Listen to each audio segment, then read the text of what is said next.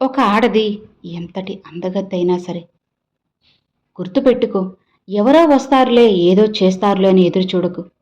ఇక్కడ అందరూ తమాషా చూసేవాళ్లే. ఇది నీ జీవితం. బాధైనా కష్టమైనా నువ్వే పోరాడాలి, నువ్వే గెలవాలి. ఇక్కడ నీ బాధతో ఎవ్వరికీ పనిలేదు.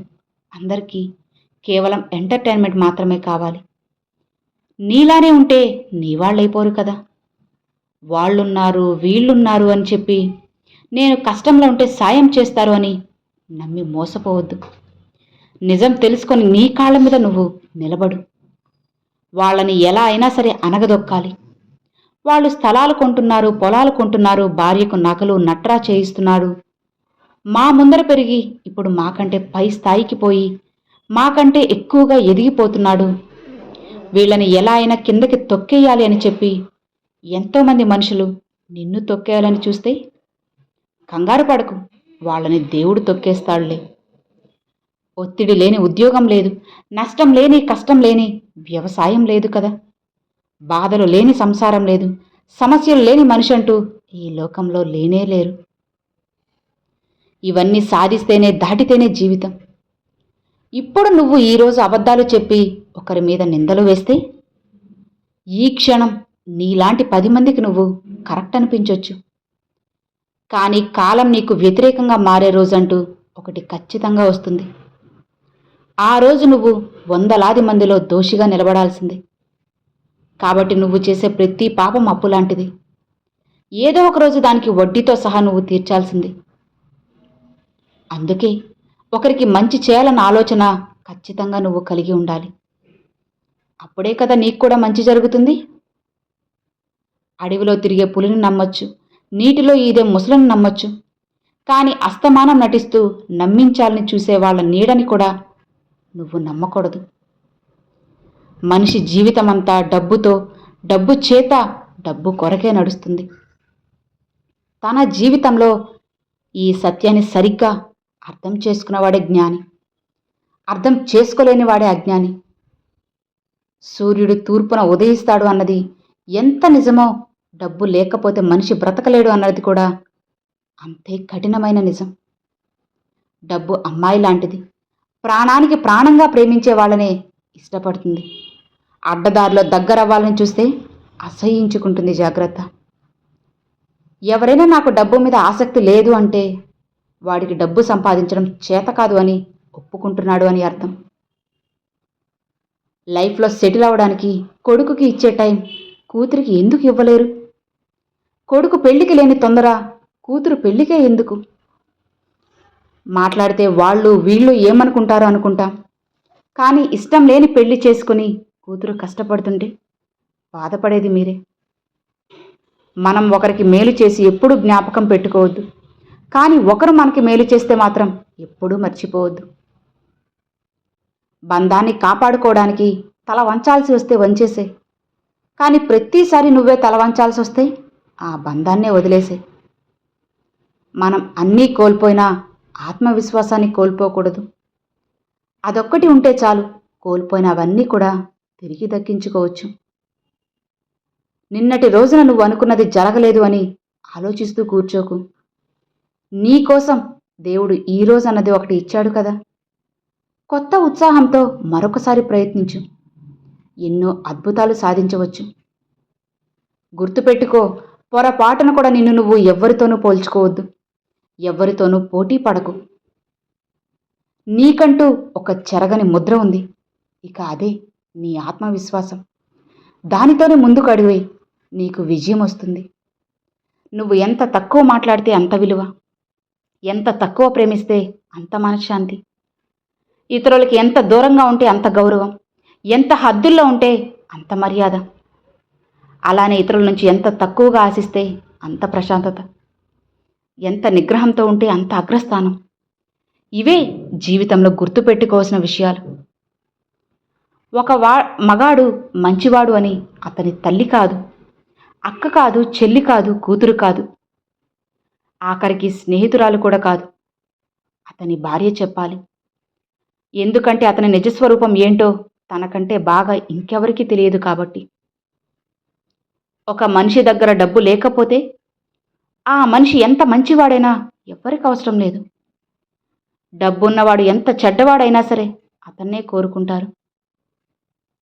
ఎందుకంటే మంచి చెడు వీటితో ఎవ్వరికి పని లేదు కాబట్టి. కేవలం డబ్బుతోనే పని. గెలుపే నీ అంతిమ లక్ష్యం అయినప్పుడు మధ్యలో వచ్చే ఓటమికి భయపడి అలసిపోయి ఆగిపోకూడదు. ఓపికతో కసితో ముందుకు సాగిపో. నువ్వు వెళ్లే దారిలో ఎన్ని కష్టాలు ఎదురైనా, ఎంతమంది నిన్ను వెనక్కి లాగడానికి ప్రయత్నించినా సరే నీ మీద నువ్వు నమ్మకం కోల్పోవద్దు. నువ్వు చేసే ప్రయత్నాన్ని విజయం సాధించే వరకు ఆపకు. నువ్వు కోరుకుంది ఖచ్చితంగా చేరుకుంటావు. కాస్త ఓపిక పట్టు చూడు, నీకైనవన్నీ ఖచ్చితంగా నీ దగ్గరకు వచ్చే తీరుతాయి. స్త్రీ అనే ఒకే ఒక్క అక్షరం కోసం, ప్రేమ అనే 2 అక్షరాలను నమ్ముకొని, జీవితం అనే 3 అక్షరాలను వదులుకొని, భవిష్యత్ అనే 4 అక్షరాలను నాశనం చేసుకోవద్దు. ఒక ఇంట్లో తినవలసిన వ్యక్తులు 4 ఉండి 3కి సరిపడే భోజనం మాత్రమే ఉన్నప్పుడు, ఎందుకో నాకు ఈరోజు అస్సలు ఆకలి వేయడం లేదు అని చెప్పే వ్యక్తి అమ్మ ఒక్కటే. నీ బతుకంతా తపస్సు చేస్తే నువ్వు చనిపోయే రోజు ప్రత్యక్షమవుతాడు ఆ దేవుడు. అయితే నువ్వు ఏ జన్మలో చేసుకున్న పుణ్యమో, నువ్వు పుట్టి కళ్ళు తెరవగానే ఒక దేవత ప్రత్యక్షమవుతుంది. ఆ దేవత పేరే అమ్మ. దేవుడు అన్ని చోట్ల ఉండలేడు కాబట్టే అమ్మనిచ్చాడు. ప్రతివాడు ఆ దేవుడు నాకేమిచ్చాడు అనుకుంటాడే తప్ప, తనకి కూడా లేని వరం, ఈ సృష్టిలో విలువ కట్టలేని అమ్మ ప్రేమను నీకు ప్రసాదించాడు అని తెలుసుకోలేకపోతున్నావు. మనిషి అల్ప సంతోషి కదా. ఉన్నదానికన్నా ఇంకా ఎక్కువ కావాలి అని కోరుకుంటాడు, ఆశపడతాడు. అందుకే ఆ దేవుడు అన్నిటికీ మించిన అమ్మనిచ్చాడు. ఆ దేవుడు అన్నీ అనుభవించాడు, ఒక్క అమ్మ ప్రేమను తప్ప. ఆ దేవుడికి కూడా తెలుసు, అమ్మ ప్రేమను మించిన వరం కానీ ప్రేమ కానీ ఈ లోకంలో లేదు అని. భర్త ఈ 3 విషయాల్లో ఎప్పుడూ కూడా భార్య కంటే ఉన్నతంగానే ఉండాలి. మొదటిది డబ్బు, 2 తెలివితేటలు, 3 వయసు. అలానే భార్య కూడా 3 విషయాల్లో భర్త కంటే ఉన్నతంగా ఉండాలి. అవి ప్రేమ, నెమ్మది, శుభ్రత. ఇక భార్యాభర్తలు ఇద్దరికీ కూడా సమానంగా ఉండాల్సింది. 1 క్షమాపణ, 2 ఓర్పు, 3 సహనం.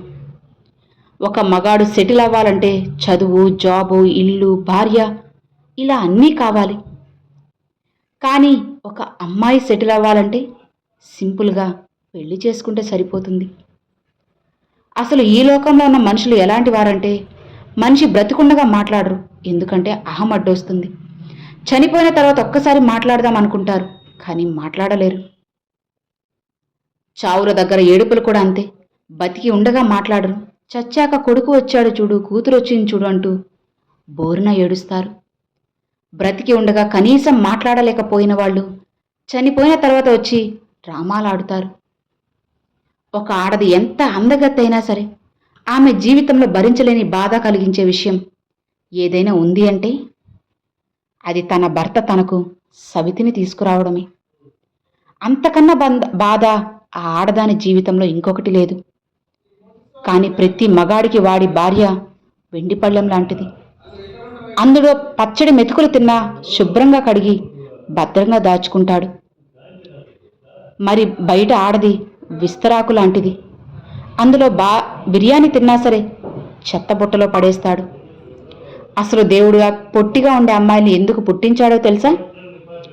పొట్టిగా ఉండే అమ్మాయి తాను ప్రేమించిన అబ్బాయిని కౌగిలించుకున్నప్పుడు అతని గుండెల్లో తన మీద ఉన్న ప్రేమను తన చెవుల ద్వారా విని తన మనసుకు తెలిసేలా చేస్తుంది. కాబట్టి నువ్వు ఎవరితో అయినా మాట్లాడడానికి ముందు వాళ్ళు చెప్పేది ఒక్కసారి శ్రద్ధగా విను. రాయడానికి ముందు ఒక్కసారి నువ్వు ఆలోచించు. ఖర్చు చేయడానికి ముందు నువ్వు ఖర్చు చేయాలనుకున్న రూపాయిని సంపాదించు.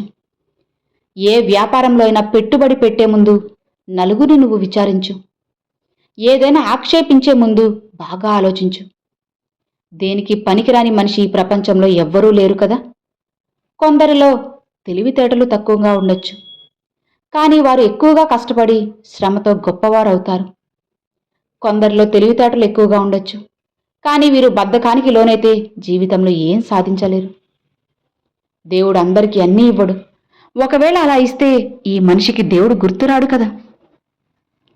కానీ మనిషి బద్ధకాన్ని, సోమరితనాన్ని వదిలించుకోగలిగితే, ధైర్యాన్ని తిరిగి పుంజుకోగలిగితే మనిషి సాధించలేదంటూ ఇక్కడ ఏమీ లేదు. నీ జీవితంలో 2 తేదీలు చాలా ముఖ్యం. ఒకటి పుట్టింది, 2 నువ్వు మరణించిన తేదీ. కానీ ఈ 2 తేదీల మధ్యలో అసలు నువ్వు ఎలా బ్రతికావు, ఏం చేశావు అనేది మాత్రమే ప్రతి ఒక్కరూ గుర్తుపెట్టుకుంటారు. ఈ ప్రపంచంలో ఎన్ని సంవత్సరాలు జీవించామన్నది ముఖ్యం కాదు, ఆ సంవత్సరాల్లో ఎంత ఆనందంగా జీవించామన్నదే కదా ముఖ్యం. కడుపు అనేది కాలుతున్నప్పుడు సంపాదించిన ఒక్క రూపాయికి ఉన్న విలువ కడుపు నిండిన తర్వాత సంపాదించే 10 రూపాయలకి ఉండదు. అలానే నిజమైన ఆనందం అనేది బయట ఎక్కడో లేదు. ఆనందంగా ఉండేవాడికి డబ్బుతోనో సౌకర్యాలతో పని లేదు. ఆకలి వేసినప్పుడే అన్నం విలువ, జేబు ఖాళీ ఉన్నప్పుడే డబ్బులు విలువ, ఎదురు దెబ్బలు తగిలితేనే జీవితం విలువ ఖచ్చితంగా నీకు తెలుస్తుంది.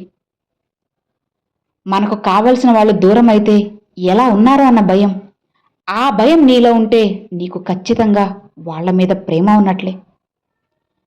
ఒక అమ్మాయి ప్రేమికుడికి దూరమైందంటే వాడి మీద ప్రేమ లేదని కాదు, తన కుటుంబం కోసం తన జీవితాన్ని, ప్రేమను త్యాగం చేసింది అని అర్థం. అలానే ఒక అబ్బాయి తాను ప్రేమించిన అమ్మాయికి దూరమైతే మోజు తీర్చుకొని దూరమయ్యాడని కాదు, తను ప్రేమించిన అమ్మాయి కోసం ప్రేమను త్యాగం చేశాడని అర్థం. 10 మందిలో ఉన్నప్పుడు పట్టింపులు మర్చిపో, నలుగురిలో ఉన్నప్పుడు నవ్వడం నేర్చుకో, ఆనందమైనా సరే వాళ్లతోనే పంచుకో. కష్టాల్లో ఉన్నప్పుడు కన్నీళ్లను ఓర్చుకో, చేసేది తప్పని తెలిసినప్పుడు అలవాటు మార్చుకో. గతం చేసిన గాయాలన్నీ మర్చిపో, నీ ముందున్న గమ్యాన్ని మాత్రమే నువ్వు చేరుకో. మనిషి జీవితం అంటే ఒక యుద్ధమని తెలుసుకో, అందులో నువ్వు ఖచ్చితంగా పోరాడాల్సిందే, గెలిచి తీరాల్సిందే. అర్థమైంది కదా? Thanks for watching friends.